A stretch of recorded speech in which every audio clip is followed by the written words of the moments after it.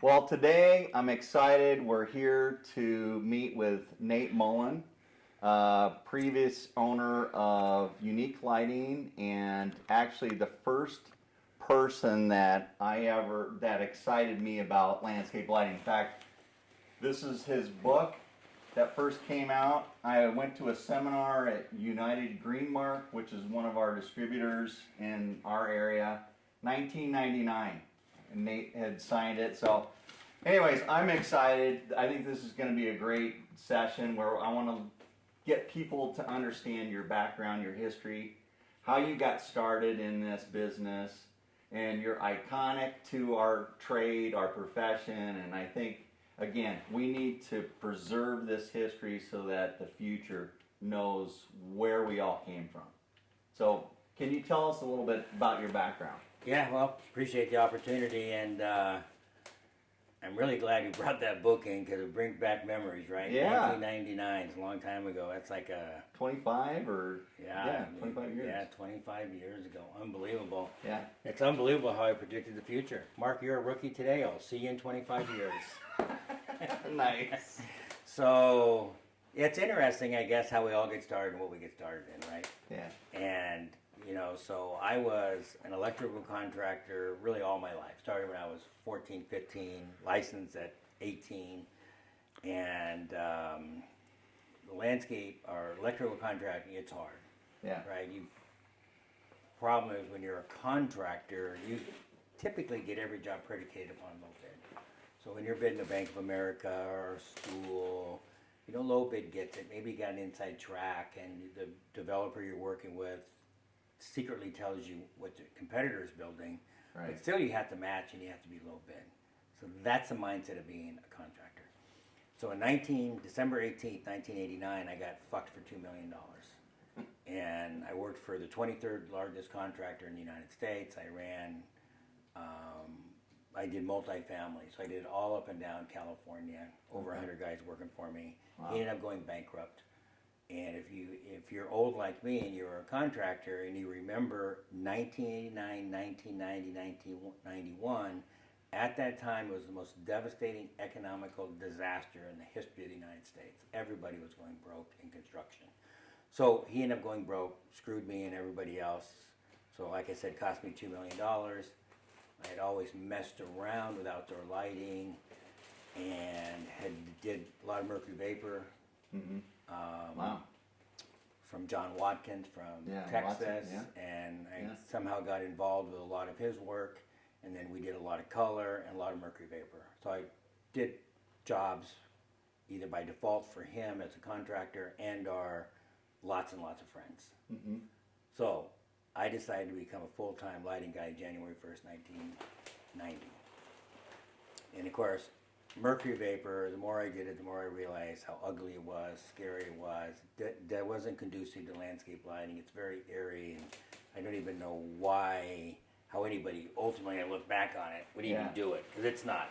It's ugly. Yeah. So I realized that I had to use halogen, and being an electrical contractor, halogen MR16s, lower, obviously very small light bulb was coming into play, and we used it a lot in track lighting and commercial work. Sure. So I took the MR16 into landscape lighting.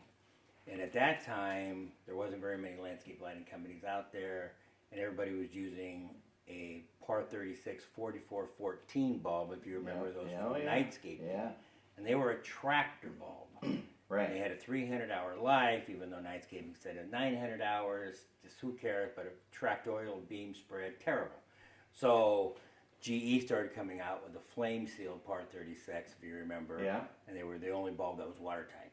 Yeah. So I decided, in looking around at the failures of the MR16 in the field, because they were taking an interior light bulb and trying to put them in an exterior fixture, and everything was aluminum back in those days, I decided to create separation and do things nobody else had done. Mm-hmm.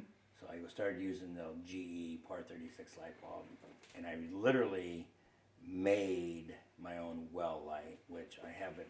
I luckily found one on a job site. I have one out of 50,000 I installed between 90 and 95. But anyway, so I started becoming a landscape lighting guy. And I started making my own product because of all the failures in the field. Aluminum products, every path lighting, and everything's above ground getting knocked over, which is funny. 1990 till today, 34 years, nothing's changed. I know. It's really gotten worse, which is beyond pathetic in my opinion. Yeah. And I think that's another topic maybe we'll circle back to, of the injustice of what this industry, whether it be fake leaders of the industry, whether it be so-called manufacturers, and the injustice they put on you contractors, because when you go to a seminar and you listen to somebody and they're not telling you the truth, they're hurting your lifestyle, they're taking money out of your pocket, and that's just so wrong. But anyway, so I decided to do everything subterranean, so I made my own well lights. The ugliest things you've ever seen in your life. So when I talk to people and they want to sit there and always have homeowners pick out fixtures, I love showing them that fixture. And I said, I never showed anybody this piece of shit. Because you would never want you'd want this piece of crap, right, installed in your home. But, it's a light bulb that does the lighting. So. Yeah. So long story short, so I was manufacturing my own product from basically day one, and then I ended up doing, when I decided to, start getting skill sets and learn techniques, because, I'm just a rookie. I am self-taught. I don't really know what I'm doing. So I went out and I did 10 jobs for rich people that I knew that had nice homes, and I did 10 jobs for free. Free meaning they paid for the labor, they paid for the material. Right. So I realized within the first couple jobs that I had serious voltage drop. So I look at the formulas which was out there, which was false. I won't even give you the name of who came up with the formula. Yeah. But it's a wrong formula. Call the guy up. He says it's not a wrong formula. Of course it's a wrong formula. I look into books. Formula's off by 100%. Yeah.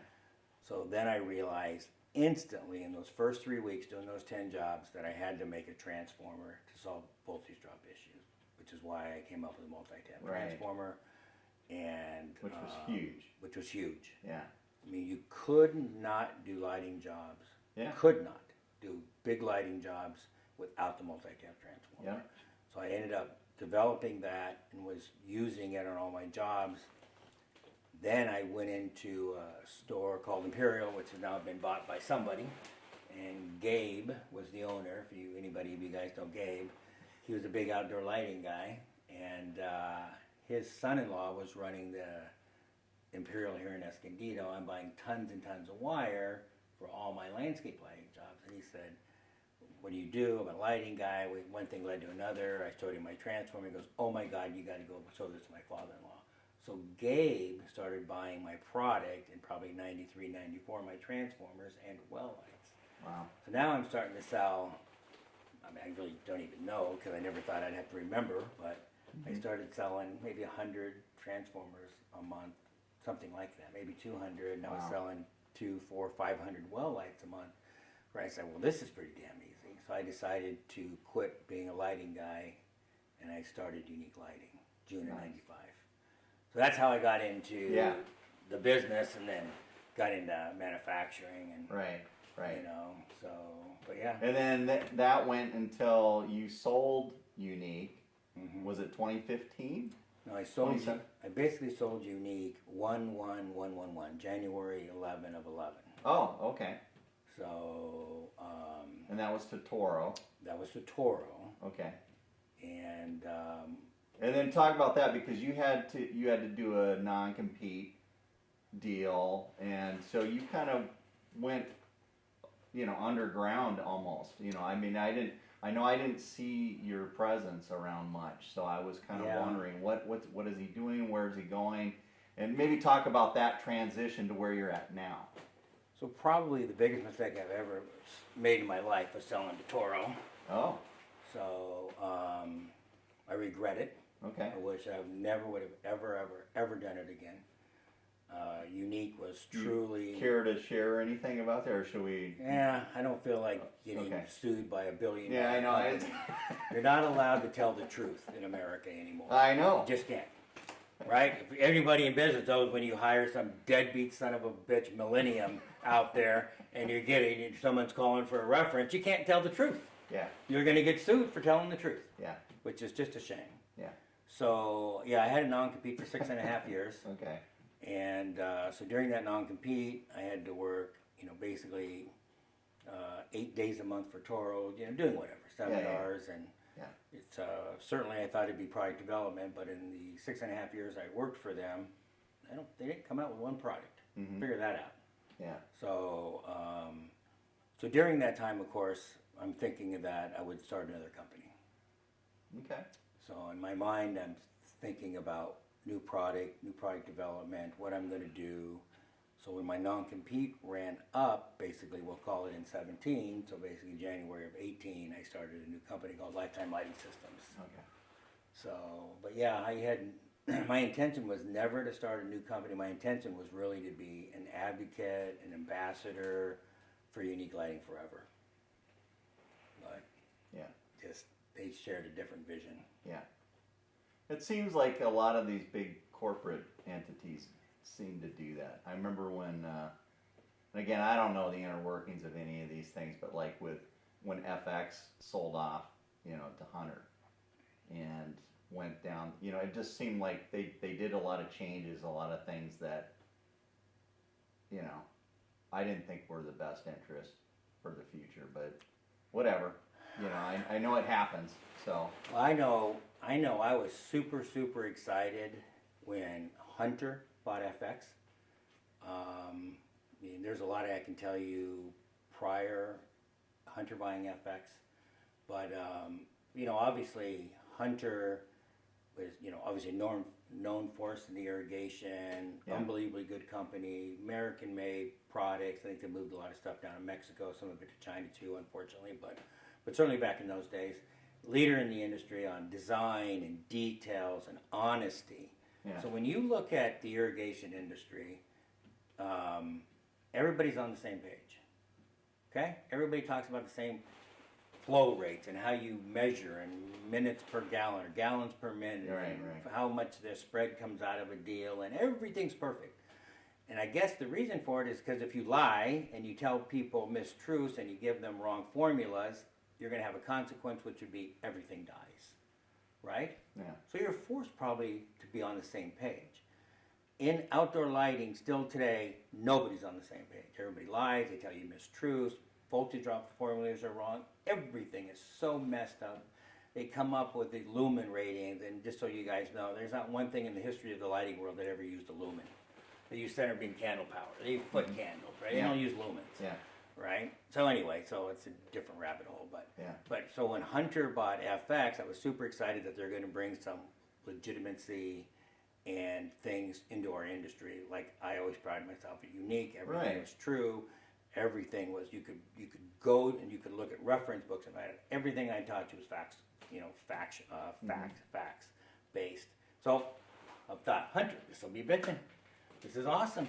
Yeah. We're gonna have the same person on my team that we can go out and hopefully educate the industry and rise it up. Yeah. Never happened. Wow. Never ever happened. Yeah. And why is that? I just don't even. I can't comprehend it. I don't Yeah. know. Yeah. Is it because this industry's uneducated and they don't hire the right people to lead, be the captain of the ship? They don't hire a captain to run the ship. I I think also it's a lack of kid. vision, long-term vision. I don't think that a lot of people will think about those things for the future. It's always seems to me it's more about year to year. How much money can we make? How much can we sell right now? Boom. I don't know. At least I've noticed that with a lot of the guys. So I have up in my office upstairs, I have 10 or 15 bottles of ketchup. And people would ask, imagine I had 10 or 15 bottles of ketchup right here. You would ask, why the hell do you have all those bottles of ketchup? I think that's what the lighting industry is. They're all bottles of ketchup. They're really all the same. So when you look at the difference between all manufacturers, and actually, I even hate the term the manufacturers. 90% of these fake companies are not manufacturers. They get on a jet, they fly to China, they go to Terminal C, right? And they go into the China knockoff store and they just relabel. They're not manufacturers. They relabel. Yeah. Look at all the catalogs out there. Half of them are just knockoffs of the Starburst, the totally. Pulsar, the Big Yeah. Bang, the Stellar. They just knock each other off, and that's what China does, which is traditionally why I hate China. Yeah. So I don't make anything in China anymore, but except light bulbs. You have to make light bulbs. You can't make light bulbs in the U.S. per se anymore. Yeah. It's difficult, but Right. but yeah. So the manufacturing, these guys, they're just bottles of ketchup. They're just all the same. And I think your point you were trying to make is they don't know what they're doing. Not only don't they have vision, they can't have vision when they've never installed a lighting job. Yeah. So when you look at these companies, who they put in charge, they never had experience in outdoor lighting. Yeah. Imagine if you hired me to be a head chef at a restaurant, and just because I buy cooking ingredients and food at a store, which we all do every day, doesn't mean I'm a chef. Right. I know how I'm going to prepare these ingredients. So just because maybe Yeah. somehow you're running a lighting division, Yeah. it's Yeah. really pathetic. Good news is I think it's easy if you're a contractor to create separation between you and other people if you can be taught the right way. Right.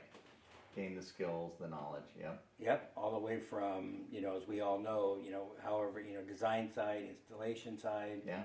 right? Bidding, Yeah. right? Which probably gets back to my first point when I was a electrical contractor, which I always had to have low bid, and then I got off track. And outdoor lighting, I realized, took me a year and a half to realize that I was doing it all wrong on the bidding side, because I used to bid competitively, if you will. Then I realized as I honed in my skills and I decided that I wasn't a lighting contractor, I was a lighting artist. Yeah. Then Different mindset. Different mindset. I could Yeah. charge what I wanted as a designer. So now I'm not competitive anymore with anybody, charging double. And seems to me the more I charge, the more work I got. Yeah. Wow. So that's what we Awesome. teach people today. Is That's great. Become a lighting designer, not a lighting installer.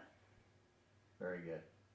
Do you want to talk about Lifetime and what you've got going on there and why things are, how you've made changes progressed, I guess? Yeah, so I think it was like 14 or 15, so I took a trip to Scottsdale and we had installed thousands and thousands and thousands and thousands and thousands of lights on 3 of the big, huge Indian casinos there.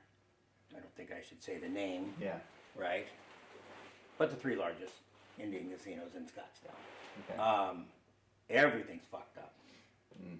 Fixtures are broken, a whole myriad of different ways. Knuckles are broken, stakes are broken, things are knocked over. I mean, just things are dirty. I mean, just really shameful. And I thought to myself, at that point I hadn't decided whether I was going to start a new company or not. But one of the things I said to myself, if I decided to start a new company, I would use really a test, which I never really used per se at Unique, but I would use this test, and I would use SMART, S-M-A-R-T. S would stand for situational awareness, M for materials, right? A would be a different type, aiming. R would, stand for reliability, and then T would be really true, tried, tested methods. So I looked at all those messed up thousands of fixtures, and I thought to myself, whose fault is this? Is it the drunks walking around the casinos knocking shit over like we all haven't done? Yeah. Yeah. Is it bad placement? Was it a bad design? And we had actually helped big time in the design. We used to have a program at Unique, and so I know that we had designed those jobs. So was it my fault as a designer? Yeah. Right? Did they not get placed right? Was there not oversight when whoever the contractor was that put them in? Was it not inspected properly? I know I never went out and inspected it. It wasn't part of my scope of work, but maybe we should have. So whose fault is it? Right? I gotta say, I took blame as a manufacturer and said, if I'm ever going to manufacture a product again, these fixtures are soldiers in the battlefield. Mm-hmm. They have to be repairable. Yeah. So instead of throwing a fixture away, Unique had lifetime warranty things, but it's Unique's fault if the knuckle breaks. Yeah. When someone knocks it over or kicks it, maybe it is. So this new product line, every single thing would be repairable. So when a knuckle gets broke, you unscrew the knuckle. When a stake gets broke, I developed, and everything's patentable, so I developed a patentable lock and load system, so you just unlock it from the stake, wire slips through a slot, replace the stake, no cutting necessary on the wire. Right. Lenses could be removed so they could be cleaned easily. Yeah. Right. And then better anti-glare suppression systems to knock out all the glare, better hex louvers, better shrouds, better everything, better holders for LEDs, because LEDs sit different than the halogens did, as you know. Mm-hmm. So everything, when I developed this new line, I literally brought out everything, threw everything of old away, and really brought every new idea, like I'd never invented a fixture before. So everything's 100% new, including the wire, which is brown and tan. So now you got the same polarity. Right. Right. So yeah, so that was exciting. It's exciting that also made the decision. Everything's made. I think you mentioned it in America now, so that's exciting. That's good. One of the few. Yeah, there's only a couple of us, maybe three, right? Yeah. So, which is when you look how many manufacturers there are, they're all No, over the there's place. quite a Again, few. they're all bottles of ketchup. They're all the same, right? They're all made in evil China. Yeah. You know. So, Man. you know, I'm trying to do more and more not to support China. Just they're evil. They're destroying our company. We don't want to get political, but fuck China. Yeah. You know, they're terrible. You Well, know? I agree. I'm against it. I've been against it from day one, just because I just don't think it's going to help us as a country. And I'm a veteran and everything else, so I'm pro America. Well, whenever you support China, all you're doing is giving them more money to buy our government land next to our military bases, giving them more money to buy our farmlands, which is crazy. Yeah. So there's a lot of things that we don't have to buy that are made in China, and it's unfortunate how everything is made in China. Yeah. We'll walk down any aisle at, unfortunately, we all love Costco. I love Costco. 95% of everything they own or sell is probably from China. Walmart, Amazon. Yeah. You know, so, you know, it is shameful that we can never get away from buying from China, but we can start. Yeah. Try You know? to make a difference. You know, try to make a difference in something. But yeah, so the new line's exciting. Everything between the bullet lights and the wall washers and the area lights, even the power systems, which is funny that the guy that developed the multi-tap AC magnetic transformer will not use it on LED system. Hmm. So it's interesting. Yeah. There you go. So Well, how about this? What if you had to look since you started and where we're at today? You know, what do you see as good in the industry, for one, and then two, let's piggyback that to say, and where do you see the future going? Or let's start there, and then I'll go on to another opposite topic. So if I answer, where do I see the future going? My future? Well, let's say industry's for future? the industry, the profession, you know, like where landscape lighting, if it stays on course the way it is right now, do you see a positive future, a mediocre future, or a bad future? And why? Well, I guess I'm not even sure how I answer that question. Yeah, I know it's kind of layered. Sorry. Yeah, no, because it's a great question. So I think I have to go back, and in 34 years, full-time doing this, right? So I have a lot of documented wisdom. I certainly know what the hell I'm talking about because I probably messed up. Done it. Well, and I messed up jobs. I fucked up, pissed off homeowners, right? I mean, you have to make a lot of mistakes and failures in order to come up with better stuff. Yeah. Whether it be better product, better topic, better sales techniques, better installation methods, better systems, period. Mm-hmm. Right? You just don't go up there and you're the best guy in the world. You have to become the best guy in the world, at least in your mind, if you make mistakes. Sure. So if I look at the mistakes that have been made in our industry, I think it's pathetic. Yeah. And I do not see it getting better because in 34 years it's gotten worse. And when you look at LEDs, you know, halogen, when you go back to the halogen days, which we had, I had, when did LEDs really start coming out? They started at least 2010. Right before that. 2010. 2008, yeah. Well, yeah, but no one was really selling anything. Right. I remember in 2009 people started fucking around a little bit. And if you remember, Kitzler was the one that really pushed it in the beginning with their integrated. Yeah. And they recalled every fixture basically, and they had so many generation failures. And so back in, you know, if you remember, even they were highly touting them to be 100,000 hour rated, and then they went to 85,000, and then 65,000, and then 50, then 40, then 30, then 25, and it's like, well, okay, fuck it, it's 5 years, right? Or it's 3 years, right? Yeah. Because, you know, they just fail. Yeah. You know, when you think about the failure rate of LEDs, of course they're going to fail because, you know, you can buy a Cree, you know, light bulb, which everybody promotes, Cree. Well, okay, well, you can buy diamonds too, and there's, you know, 22 different grades of diamonds, and you can spend 100,000 at Tiffany's or go to Kmart and spend 1,000. It's a diamond. Yeah. Right? Well, Cree's the same way. They have high quality, you know, LED chips, and, you know, they have the Tiffany, the chips, they have the Kmart chips, but they're Cree. Yeah. But the thing that cracks me up about this industry on their rating is that they're coming out in 9, 10, 11, even today, and they come out with zero testing of how they can give you they don't have any idea about the lumen depreciation. They go to these bullshit, you know, LM 70s and 80 testing about, you know, 70%, with no real testing, none. Yeah. Right? And certainly it's a very short period of time to test to be able to get these standards. But when you think about it, it's the Army came out with this, or the Armed Forces, I'm not sure if it was the Army, but with the thing called mean times before failure. Have you ever heard that? Mm. So mean times before failure, they started learning this in war, that, you know, they would think, hey, we want to have X amount of life on a vehicle. Say, I couldn't tell you, 10,000 hours on a vehicle. Right. What they started finding out, if things started failing at 500 hours or 200 hours, because that vehicle is dependent upon 50 other things. Wheel bearings, or this, or front ends, or shocks, or all this other shit.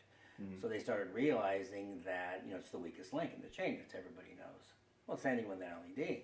Right? Yeah, the chip could last 100,000 hours, which is where they get the rating. But phosphates on the MR16 reflector. Right. You have Right. this, and you have all this shit. And you got the electronic component. You got to withdraw the heat. Right? There's just so many things that go wrong. So many hard and difficult components on an LED. Yeah, they fail. Yeah. Right? So it's again, our industry, they just lie to you, and they give you a mistruth instead of being honest. Like, honesty would be, well, we don't really fucking know. We just came up with it yesterday. How would we know? Yeah. Right? Yeah. So I look at this as, you know, for me, it's shameful. Mm-hmm. Being an electrical contractor, every single electrician in the United States, got to be 100,000 of them if there's one.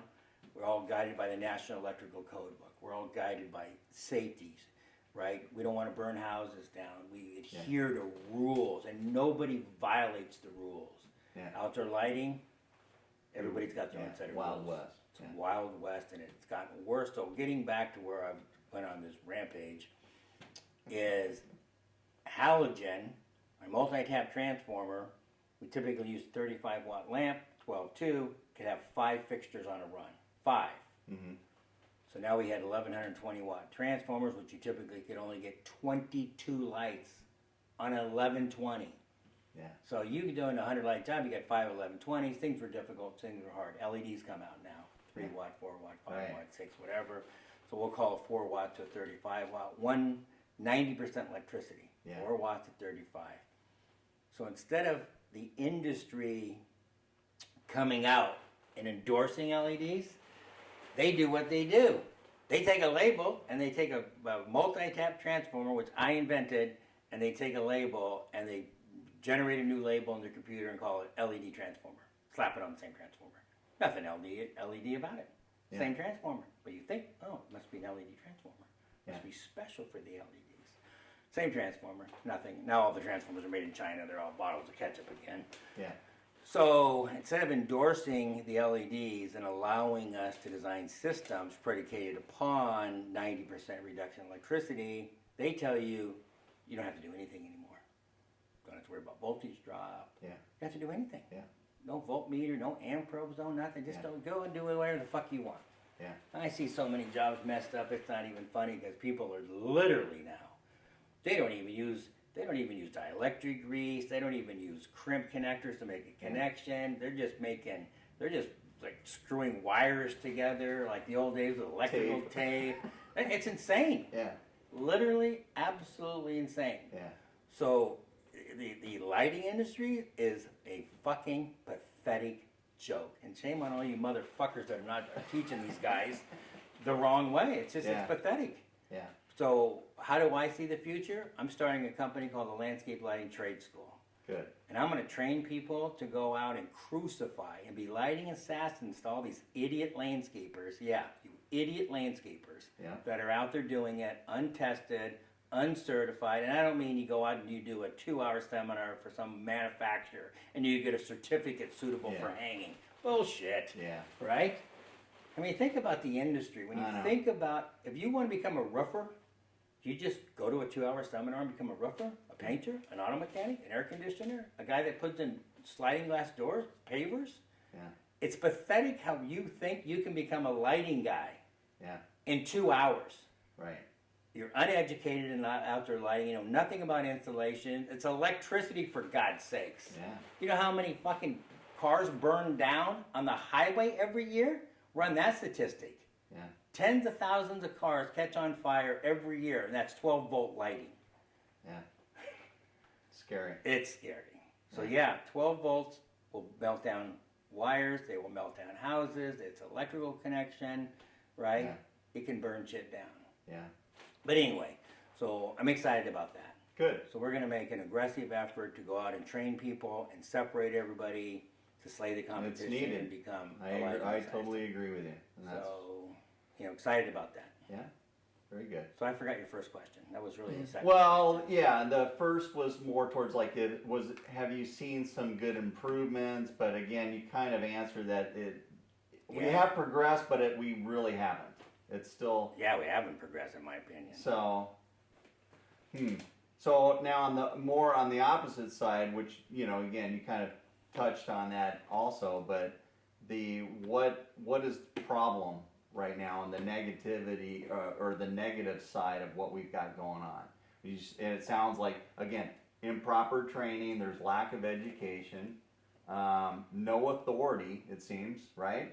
I don't see who's the authority in our industry. Yeah, there is. So for me, I look at, so you asked me directly, who's the authority? The authority for me is always the National Electrical Code. Okay. Okay? All right, so it's written by the National Fire Protection Agency. National Fire Protection Agency. Those are the guys that write the code book. Right. Because they write the code book predicated upon fires. Fires, yeah. And how do we prevent fires in the United States? Because most of the fires are started by electricity. Yeah. Right? So faulty wiring. And it doesn't matter if it's 120, 277, 480, 12,000 volts, or 12 volts, right? So now obviously you're not going to have a shock of 12. Right. Right. But anyway, so my authority is really mandated upon with the National Electrical Code. What is it going to tell me, and what do I have to do predicated upon it?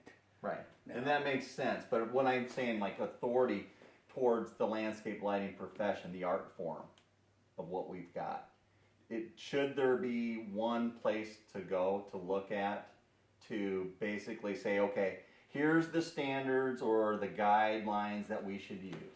Here's the knowledge, the education, the specification. Have one source that will help all of us to improve, under our realm. All right, so Mark, I think that the answer is, and I think you know part of the answer because you're part of the answer. Yeah. So I started. So yes, I believe there should be. So it's called Lighting Institute Technology and Education.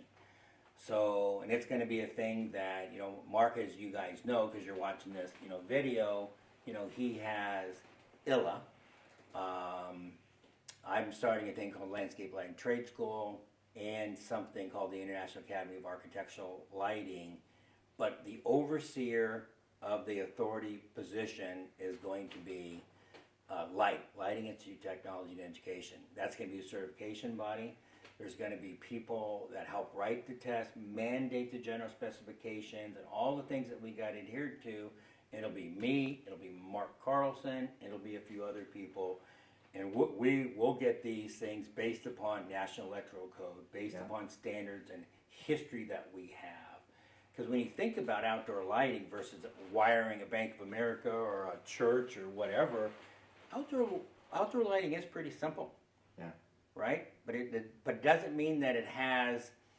It's not like it's isolated from rules. 12-2 wire is only good for 20 amps, and it's and at 80% that's 16. How do you know how many amps you got on that wire? How? Right. Do you know Ohm's law? Right. Do you know how to calculate watts and amps and turn it into, right, or watts and volts and turn it into amps? Do you even know that? So how do you know you're not overloading the wire? Yeah. Oh, and they're putting 18.2 now or 22 on a lot of these different leads, and you're running it through the landscape. How many watts can you even put on 22? How many watts can you put on 18.2, 16.2, 14.2, 12? Right. Are amps. Do you even know the difference between an amp and a watt is? So they're out there doing electrical, right? Regardless if it's 12 or 24 or 120, it's dangerous. It can be dangerous. Yes. So we're going to come up with all of these standards and specifications through a program called Light. So That's very, awesome. very, very excited about that. And I am too, because this is one of the, when we first started talking, about, I wanted to capture your history. Like I said, I believe that you've been an icon in our industry. You're the perfect person for anything on the technology, installation, design, everything. I mean, this whole trade. And I thought, what we're trying to do with ELLI is to focus on the design side. That's my specific goal, is to improve that and teach people on composition and emotion. I know you're all about that, and the psychology behind light. That's so important, and that's, I felt, has been left behind. So I think together, as we're building this out, this could be a perfect framework for the future, which I'm excited about. So I've been excited since I started Unique Lighting, and I've just been struggling with trying to raise the water so all ships raise at an equal time, and I just, again, I blame it on, maybe I blame it on distribution, right? I mean, our industry, 99% of lighting gets out there, gets put in by landscape contractors, which they buy through distribution. Yeah. And frankly, for any of you guys that think these distributor motherfuckers even care about what you buy, yeah, you're clueless. Yeah. They don't give a shit. They care about margin in their pocket. They don't care about a better mousetrap. They don't care. Right. Right? They want to buy predicated upon, they make a decision. Why do I buy a light fixture? What's my rebate? What's my co-op? How much general or GP can I make? They don't care that it's better. They don't care that it's made in America. They don't care. They don't care anything. Yeah. Well, it's all will move. Right. So distribution is criminal in what they do to our industry. So for me, I don't sell through distribution now. Can't stand distributors, and that was thank God for COVID in that regard. Made me make a better decision. Fire every distributor, right, and get rid of China. Mm-hmm. Right? Because obviously I did manufacture in China. Yeah. Right? Fuck them now. So I don't. So I sell contractor direct, so I can highly train you to make money and do a better service. It cracks me up when I go to some, I don't care if it's a high-end job, a low-end job, everybody loves their houses. As a matter of fact, normal people love their house more than rich people love their fifth home. Sure. Right? That they may only visit 4 weeks out of the year. But people love their homes. And when you do them a disservice when you're out there doing a low bid, not performing a demo, not selling on value, you're selling predicated upon cheap China shit to get a low competitive bid based not on value of how to create an emotional experience, which I know that's a core value of your organization is the emotional side. Sure. And you promote that more than anybody, but it's always been a side for me to create the wow and for the homeowner to really enjoy their home. And that's the emotional side. Yeah. And that doesn't take 8 lights. Yeah. That could take 22 lights. That could take 42 lights. When you think about how many lights do you actually put on a job? And how do you get that number? Mm-hmm. Is it budget? Is it homeowner? Is it architect? Is it designer? Is your own lack of belief system? That you think they only want 12 lights predicated upon what they said because their neighbor had 12 lights? Yeah. Right? How do you even start your design process? So when you start your design process, you got to go through a whole myriad of different, processes, right? For, whether you want to have the right composition, which we all know, there's 7 different main things that can contribute to, right, a balanced composition. But what about usability of space and how you go through their property and all these things that you have to go through your mind to start developing the right lighting portrait composition, which you could go from 12 to 52, right? But most 99% of everybody out there, they don't want to go through that process. They don't really care. They're doing their homeowner a disservice. Out of the thousands and thousands of lighting jobs I've done, I'm going to tell you 99.9% of them I ripped out shit the landscaper put in, right? Yeah. It was just pathetic, and I won't go down that road. But it went from 50 lights I ripped out and I put in 250. Now, I'm not putting in 250 because I'm some idiot that just knows how to sell 250 lights. I'm doing it because every single fixture had sense of purpose. Yeah. Every single fixture plays a role. And not one person in the United States wants 250 fixtures. They want 12. Yeah. And the reason they want 12 is because they look across the street and they see the shitty lighting on that street that's 12 lights, and by God, they don't want 200 because if 12 looks like shit, 200 will look even worse. So when you're out there doing a demo, which I strongly suggest that you do, is when you set out 50 lights in a demo, the best trick to do is you hand the homeowner a laser and you tell the homeowner, you point to any 5 lights, 10 lights, I don't care. I'll go turn them upside down. So the homeowner points to 5, 10 lights, turn them upside down, and every damn time the homeowner says, put them back up. So now you take a material out of his mindset, and he knows now it takes 50 lights, not 12. Right. And then he makes a good decision on yes, he wants them. So the demo, the mock-up converts buying into selling, and he decides it. Now you're doing that homeowner a service and an emotional tie so he can use that lighting every night and find out that it's the least expensive thing he's going to do to maximize the value of his property. Right. And that's where we got to get into education. These fucking suits that give these seminars out there and tell you to have the homeowner pick out a product out of a catalog. And you landscapers know this shit. How many times you show them a Hunter catalog and they pick out the sprinkler, right? Never. And you don't listen to the homeowner and have them decide that they have in their mind pick 12 sprinkler heads in. Why? Because you know it takes 22, and if you put 12 in, the consequences, the grass will die. Yeah. So you walk away from the project, but the damn same homeowner that tells you to put 12 lights in, you put 12 lights in. Right? Because there is no consequence. Because bad lighting looks better than good lighting, per se. Yeah. Right? Yeah. So, anyway, I'm hoping that we, through education, through the people that want to jump on board and think about how lucky we are and how lucky you could be, you could do, the flip side of this story is how lucky you are that your competition sucks. Yeah. I went out to a seminar. The last seminar I technically did for a distributor, it was kind of an advanced seminar and putting on a talk, and I don't know, there was 30 people in there, give or take, and I'll just say half, making up the number. Yeah. Talking about, obviously every job warrants what it takes, whether it be 50 lights or 500 lights, and we have an obligation to the homeowner as lighting artists to sit there and let that project command what it takes, regardless of the number. We have an obligation, and then they can throttle back if they want.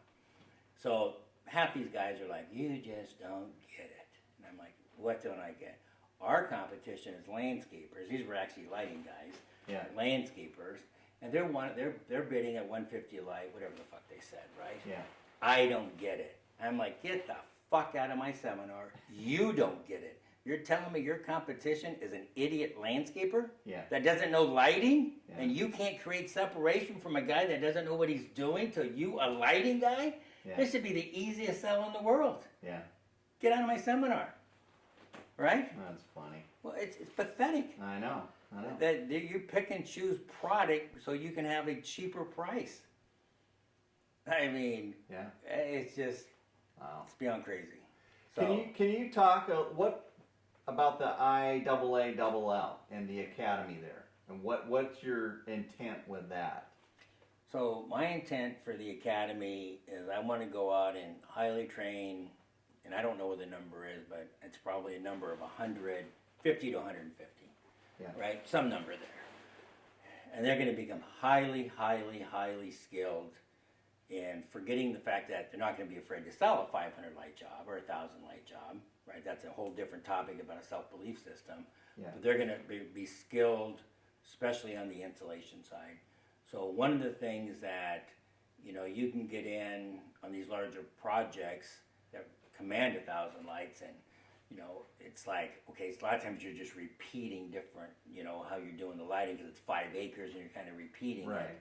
So the designs sometimes are pretty simple, but now how do you do the infrastructure? How do you do the install, right? This is when it gets really difficult on the electrical side, Yeah. right, and things like that. So my intent is really to get 150 guys to be these lighting assassins, become a member of the academy, and then through shared photos and education and different things, we'll have this really good website. So when you decide that you want lighting on your island, we're going to become the authority figure in that regard as an academy, that one of our guys could go do that, right? And they'll be held to the highest standards. Nice. Use the best material, do every single thing perfect. And there is no organization like that out there right now, because this will be a contracting organization. Right. This will facilitate the design side and the install side, Right. and be overseen by me. It will basically, you ain't just walking in writing me a check. Right. I mean, you can come to the landscape lighting trade school, you can get passed, but I will hand pick people to become in the association, and it's just guys that have the same mindset that I do. Good. That, because and I know you've done it, when we go out there, again, it's 500 lights or 50 lights or 500, these homeowners are crying. They are so happy when we do an unbelievable job on their property. They get so emotional because they're so happy because they've spent so much money on their property, and they've never seen it the way it's been. We can light it up to get those emotional responses. And that's the mindset I want. Go above and beyond. I call it a level 11. So we started a thing called level 11 lighting, right? Because, you know, we've gone under these big, massive, rich homes, and everybody wants a 10.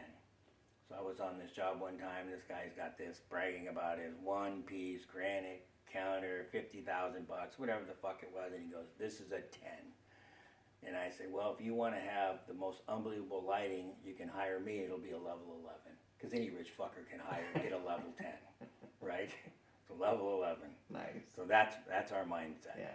And then obviously being hooked up with you, because the things that, you know, in order to have these achievements, we're not going to teach the business side of it, right? We'll teach 1% of what you need to know on the business side. You want to be a successful guy and be the best lighting guy in the world, you better have the business side too. Yeah. So that's super, super important.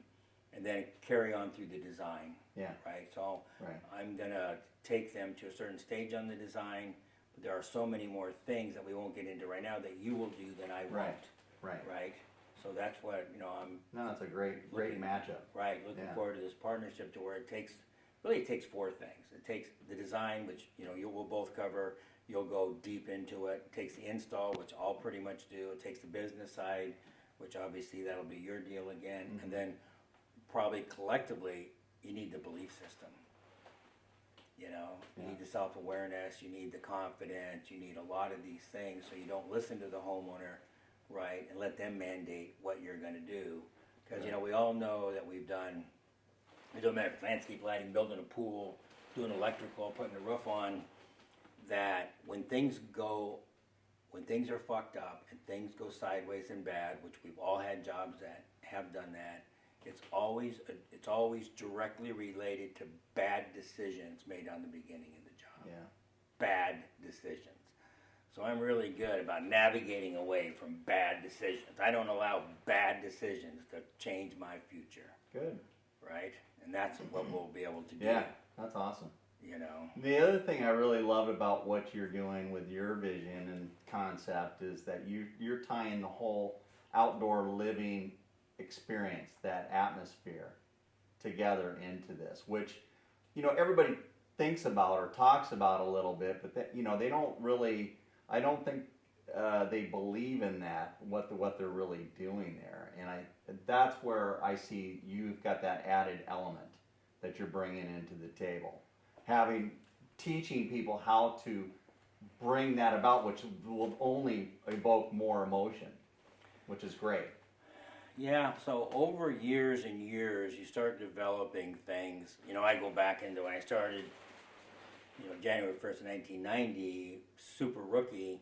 As you start progressing, you start realizing from emotional responses what lighting can change people's life, right? And I mean, you can read any interior design book, any, and the number one thing they talk about is lighting. Number one, any interior design. So, what's exterior design? Why don't we take the same fundamental thoughts on the interior and bring them to the outside? And I started realizing that way back when. I don't remember. I'm sure I stumbled upon it, right? And it was like, because you walk into a yard and it's very sterile, right? They got a big yard, it's sterile. It's like, where do they entertain? Where do they do this? Where do they do that? So, you know, as years go by and you start looking at, some houses are just unbelievable. They have bistro sets in every corner. They can navigate around the property. They can use the space. They have shade.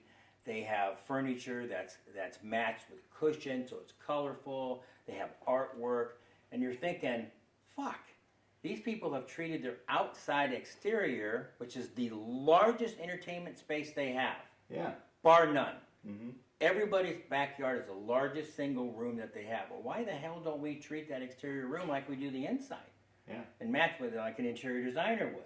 Custom, do the furniture, the color match stuff, proportional, scale, all these bitchin' things. We bring that to the outside. Yeah. So that I teach guys now to do that. That's so now we become outdoor living experts, of course, outdoor lighting experts, but we also bring furniture into it, water features for focal points, sound, right? Yeah. These different elements that we can bring in. And now we talk about separation. Now we separate ourselves again from the competition. Right. I mean, I've been on so many jobs where the homeowner will, at the end, they are so happy, they're literally crying, and the husband's like, you son of a bitch, fuck you, I just spent an extra 50 grand on furniture and pots and all this shit. Yeah. Super happy. Right. But and it wasn't money that I got. The furniture guy got the money. The pot guy got the money, right? The fountain guy got the money. But it transformed his home into a resort, you know, and these people are happy. Yeah. And that's what you want. You want happy clients, right? This is not like we're an auto mechanic and, you know, your engine blows up and, yeah, I'm Fred the fucking automobile repair guy, and yeah, I'm going to get 10 grand to repair your engine, but it's an unhappy purchase. Yeah. You know, you're purchasing lighting because you're happy. Right. So, but yeah, so, yeah. That's cool. Well, let's wrap this up because I mean, we could go on, I'm sure, for hours because, I mean, you've got so many stories and so much insight. But any final thoughts, I guess, that you'd like to leave with, you know, like the people that are involved with ELLI? Again, there are a lot of newer designers, people trying to elevate their career path and advance themselves and learn more. And, you know. So I think a final thought would be, you know, I'm excited that, you know, we're hooking up, you know, we're going to start this landscape lighting trade school and really try to elevate people up. So if you came in and I was meeting you at a trade show, and you would want to do outdoor lighting, I guess I would probably have a few questions for you, and I envision this as 4 buckets. Are you a rookie? Yep. Okay, great. Are you want to just improve because you're a landscape contractor today? You want to really improve the type of work that you do on your 4 jobs a year? Perfect. You want to become a franchise in outdoor lighting? Perfect. You want to become one of my lighting assassins in the International Academy of Architectural Landscape Lighting? Well, perfect. So based upon one of those 4 questions, I'm going to tell you, you need to go see Mark. He's going to really teach you everything you need to know in those 2 or 3 buckets. You want to become that lighting assassin?